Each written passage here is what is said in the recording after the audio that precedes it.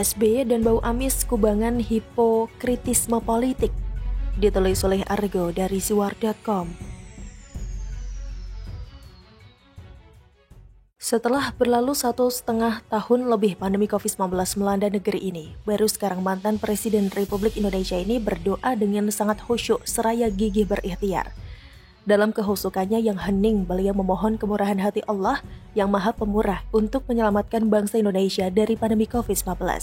Sembari frasa nyinyirisme disematkan secara halus dan terselubung agar Allah senantiasa membimbing pemerintahan Presiden Jokowi supaya mampu mengatasi masa pandemi COVID-19 yang telah memporak-porandakan bangsa ini. Kenapa baru sekarang memohon doa seraya gigih berikhtiar kepada Allah yang Maha Kuasa di Twitter? Kemana saja beliau selama 1,5 tahun pandemi COVID-19 meluluh lantakkan negara ini? Sebab kehusyukan doa beliau itu muncul sebagai imbas semakin pudarnya kredibilitas partai yang dulu diserobotnya dari Anas Urbaningrum selama berkuasa sebagai Presiden Republik Indonesia. Kegalauan itu tergurat dalam kesenduan, kemurungan dan kemarahan yang tak terperi dan terpendam dalam realita bahwa karirnya, anaknya AHY yang telah dikorbankan di dunia militer untuk diorbitkan menjadi RI1 semakin kesini semakin terlihat kegagalan yang sangat nyata di depan matanya.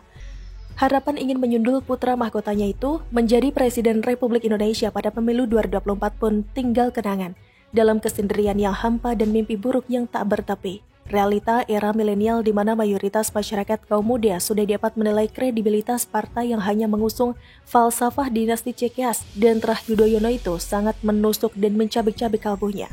Tanpa disadari, politik dinasti dalam bentuk apapun adalah momok yang menjijikan bagi masyarakat luas karena hanya berkutat dalam kubangan iklim politik yang kotor. Dorongan politik dinasti adalah salah satu alasan contoh nyata ambisinya untuk melanggengkan kekuasaan keluarganya dan anak-anaknya melalui corong partai yang diserobotnya semasa menjabat sebagai Presiden Republik Indonesia selama 2 periode lama ini. Mungkin bagi SBY adalah hal yang muskil dan mustahil untuk berkorban dengan menghilangkan ideologi politik dinasti dalam ruang lingkup hidupnya karena kepentingan keluarga berada di atas segala-galanya. Bertamengkan kekuatan absolutnya sebagai seorang ayah dan mantan orang nomor 1 di negara ini, Agus Harimurti pun disandra dalam tontonan yang tragis dan ironis dari ambisinya untuk menuruti kehendaknya sebagai suatu bentuk kepatuhan dan pelindungan terhadap masa depan sang putra mahkota. Sebab dalam perspektif hukum alam, semua anak di dunia ini cenderung tunduk pada determinasi alam dan hukum-hukumnya untuk taat dan menegakkan kepatuhan pada perintah orang tua. Walaupun Agus Harimurti adalah manusia dewasa yang bebas menentukan sikap dan pandangan hidupnya, namun kepatuhannya kepada titah orang tua adalah suatu kepatuhan yang tidak boleh dibantah. Falsafah ini dipicu oleh fakta bahwa setiap umat manusia di seluruh belahan dunia ini dituntut loyalitas tanpa pamrih terhadap orang tua yang memiliki kekuasaan yang absolut dan eksklusif dalam platform keluarga. Dalam dimensi politik, dominasi SBY dipandang sebagai aturan yang mutlak sebagai bentuk kepatuhan dan dedikasi Agus Harimurti kepada orang tua yang telah membesarkannya. Hancurnya eksistensi SBY dan citra Partai Demokrat saat ini tentu saja semata-mata adalah akibat dari ambisi pribadinya dalam kubangan politik dan kekuasaan yang cenderung mementingkan kepentingan dinasti keluarga Cikeas dan Trah Yudhoyono. Politik dinasti hanya membuat pertarungan politik menjadi penuh dengan intrik dan praktek politik kotor karena lebih mengedepankan kepentingan anak, keluarga, kerabat, sanak saudara, dan handai taulan yang berada di atas segala kepentingan bangsa dalam skala yang lebih global. Begitu juga dengan partai-partai politik lainnya yang rela bergabung dengan partai politik dinasti. Mereka tidak sedang berada dalam ruang moral tertentu, akan tetapi berada dalam koridor yang murni, hanya memperjuangkan segala sesuatu demi kepentingan kelompok mereka. Para kemaru kekuasaan itu mempertontonkan praktik-praktik tidak bermoral dari kekuasaan yang rakus dan serakah dalam tatanan rel demokrasi yang berlaku sahih, mutlak, dan absolut di NKRI. Para parpol pendukung dalam tatanan koalisi politik dinasti yang berasal dari aliran politik yang katanya nasionalis maupun pragmatis justru mempertontonkan bau amis politik busuk yang tidak bermoral. Mereka melemahkan sel-sel dan sendi-sendi demokrasi dengan sebuah kesepakatan yang bermuara pada kepentingan politik golongan, bukan demi kepentingan rakyat yang sejatinya berada di atas segala-galanya. Maka jangan salahkan jika seluruh unsur dan elemen rakyat kini semakin membenci partai dinasti itu akibat falsafah politik yang berkubang dalam praktik-praktik politik kotor untuk melanggengkan kekuasaan demi tercapainya kepentingan materi yang terselubung. Sebab politik dinasti hanya membawa bangsa ini pada muara palu mahkamah yang diktator, namun hipokrit yang serakah dalam kubangan lumpur politik kotor yang hipokrit di negara ini. Kini SBY dan partai dinastinya telah menerima palu vonis hukuman sosial dalam berbagai tatanan bingkai politik demokrasi yang mereka dengungkan di negeri ini. Mereka akhirnya tumbang tak berdaya dengan menuai sematan semburan sumpah serapah dari sisi psikologis rakyat yang tersakiti. Vonis palu rakyat adalah pembelajaran yang sangat berharga bagi SBY agar kedepannya lebih fokus, menyiapkan dirinya menjadi negarawan yang lebih mengutamakan kepentingan bangsa dan negara daripada terus-menerus berkubang dalam ratak tangis dan prihatin yang tak terperih. Kura-kura begitu. Bagaimana menurut Anda?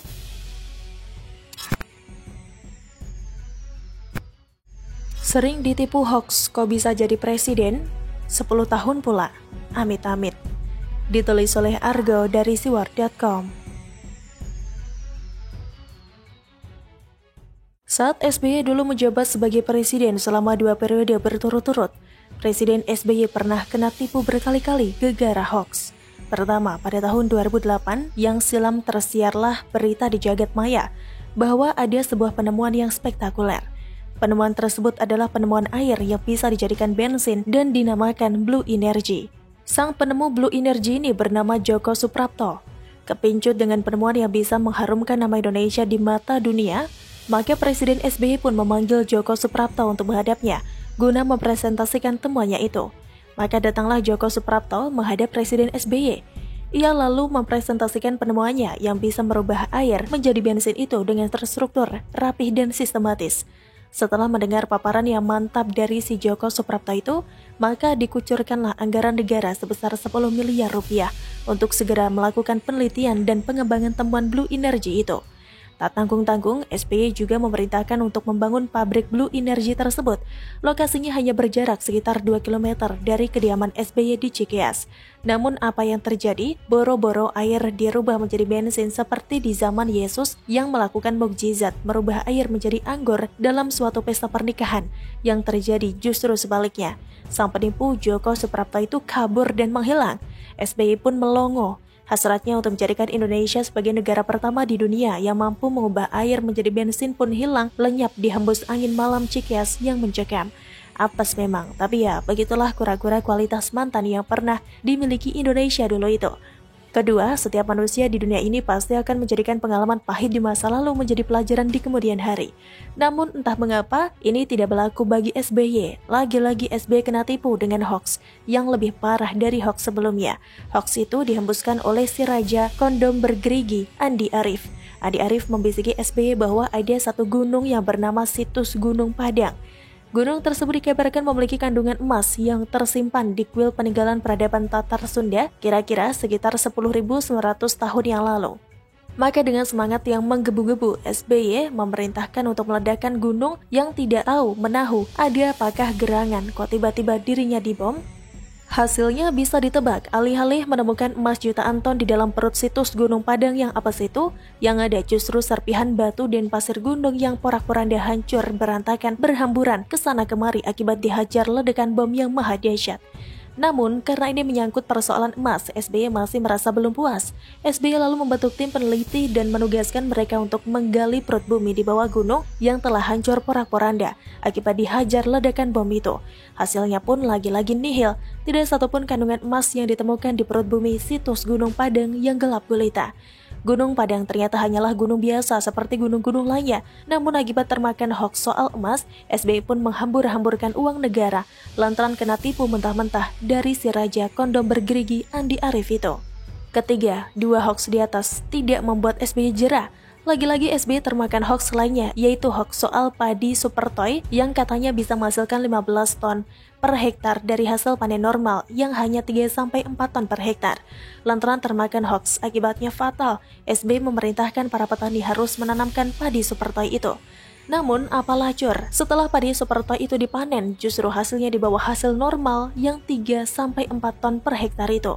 Tak ayal lagi, para petani di Purworejo pun ngamuk berat dan melakukan aksi unjuk rasa besar-besaran di Jakarta. Mereka tidak terima kena tipu mentah-mentah, soalnya rugi bandar. Keempat, ketiga hoax di atas masih belum membuat SBY jera. Lagi-lagi the President of Republic Indonesia itu kena tipu mentah-mentah dengan hoax lainnya. Hoax berikutnya yang termakan mentah-mentah oleh SBY adalah hoax terkait pupuk nutrisi Saputra.